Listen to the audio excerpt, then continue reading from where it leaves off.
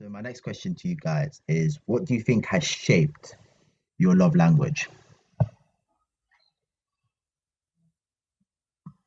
Well, I think uh, I I find physical touch not so difficult now, but I definitely did find it a little bit more difficult to get used to. And I think that was with how I grew up. I think it wasn't really so much family life, but it was more like the culture that I grew up in. It was like very frowned upon to show any physical touch. So I think that shaped a lot of it. Like in the congregation and stuff, it was really frowned upon. If like two people were going out and they held hands, it was like, what are they doing? What if they were married? So you're saying they were married, No, it's not like, it just wasn't part of the culture. oh, So like there was just no like PDA, nothing at all. if you mind me asking, where did you grow up? So it was in Indonesia. So it's a Muslim country. So I think That's probably thing. us. Yeah. So it was like a very strict, like no one chose PDA, and like in the congregation kind of became a thing. Like you wouldn't even know if two people were going out. Like they wouldn't sit next to each other or anything. Wow. So yeah, it was very Crazy. very much like they just aren't comfortable with PDA or anything. So then when I got into a relationship, I was like, oh, hold my hand in public. What's going on? Whoa, slow down there, mate. Honestly, It took me a little bit of like getting used to. A little bit. I'm all right with it now. Like now I'm used to it, but I was a bit like, oh gosh, putting it out there. I understand that. That makes sense, to be fair. that does make sense. It's kind of like because when we moved to the congregation in Wembley, the Gujarati group, I mean, one of the brothers, he was like, oh, it's like kind of a nice thing that you're here because you're very like huggy and like touchy like that. And like, cause they're all Indians, it's kind of similar like that. They don't really go up to people and like hugging like that. Especially the older ones. So, yeah, no, I see what you're saying about that. Cause in the Indian culture too, I don't think it's as... Yeah, I think it's just like in a lot of countries in Asia, it's very much like you don't see people or couples showing any PDA and like, yeah, I think, and because I grew up, so like 10 years of my life, I wasn't used to seeing that.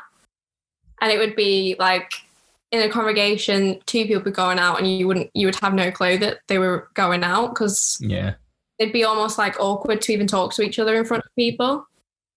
So it's just, but then obviously here it's so different that it was kind of like a bit of a culture shock, like, oh, yeah. So I think that, physical touch, it took me a while to get used to.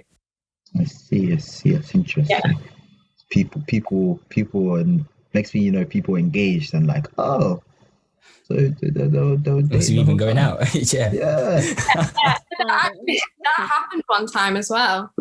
Is that two people in our hall were going out and we had no idea. And there was only like 25 people in the hall at the time. It was a really small congregation. And then we just got like an invitation to their wedding. And we were like, what? We didn't even know you were together. And they're like, yeah, we've been together for years. So crazy. Like to keep it like quiet. And I was like, oh. Wow. But they do that for like, I know why they do it. They do it as like, in case if they break up, then it's not like an embarrassment. Like they feel like it wouldn't be a public embarrassment. They'd have to tell people. That's how they do it. So, because like if people didn't know, they don't have to then say, oh yeah, it didn't work out, or like have anything like that. So it makes sense. Yeah.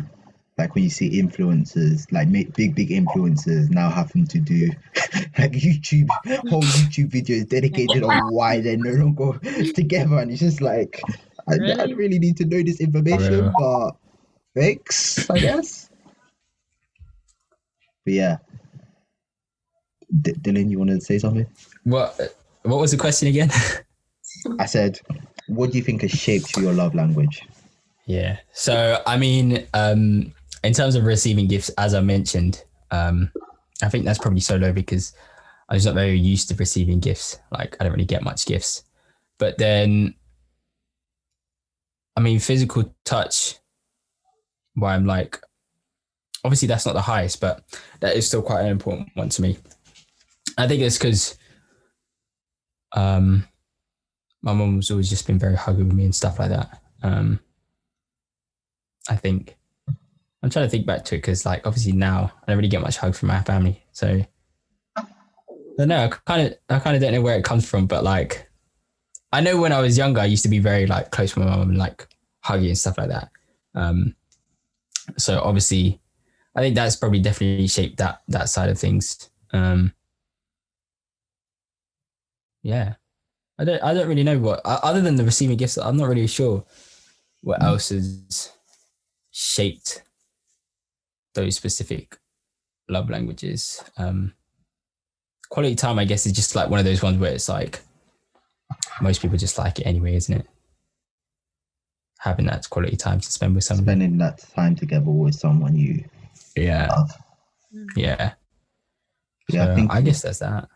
Yeah, I think for me, for why my words of affirmation was so low, is I'm not very trusting. I'm not a very trusting person, and I know that people can say one thing, do another thing completely, move like the Pharisees and that. So, listen, as growing up in life, I've realized that people say one thing, but it's their actions that will actually tell you what type of individual they are. So as a result, like telling me you love me, I like it, but telling me you love me, I really like that. But showing me you love me, I'd like that a lot more. So I think that's why what's it called? My words of affirmation was so low. Yeah, I think that's the same for me as well. Words. I'll say for myself, I think because I'm the youngest, I've always just had people around me. So from when I was young, like I got two older sisters, and then like being one of the young ones in the congregation as well, I've always had the congregation like there. So the hugs came through. So that's why physical touch is up there, because I've always just had people, if that makes sense. And then it's alongside obviously like I feel like quality time and physical touch go like hand in hand. But then, I'm actually still surprised about the receiving gifts because I'm the youngest. I would get a lot of stuff, but I think now I'm older, it's like I want to show that I'm independent. Like, so it's like I don't want a gift sort of thing.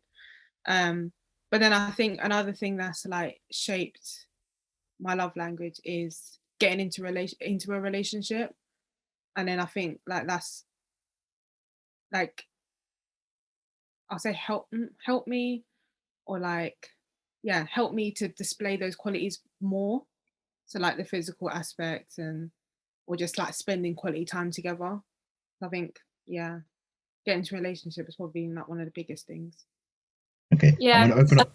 you have to show all of them if you're in a relationship. Even if you prefer, or you feel more like you're more comfortable with one or two, that like you find them easier. You kind of, once you get into a relationship, you just kind of have to show all of them. Yeah.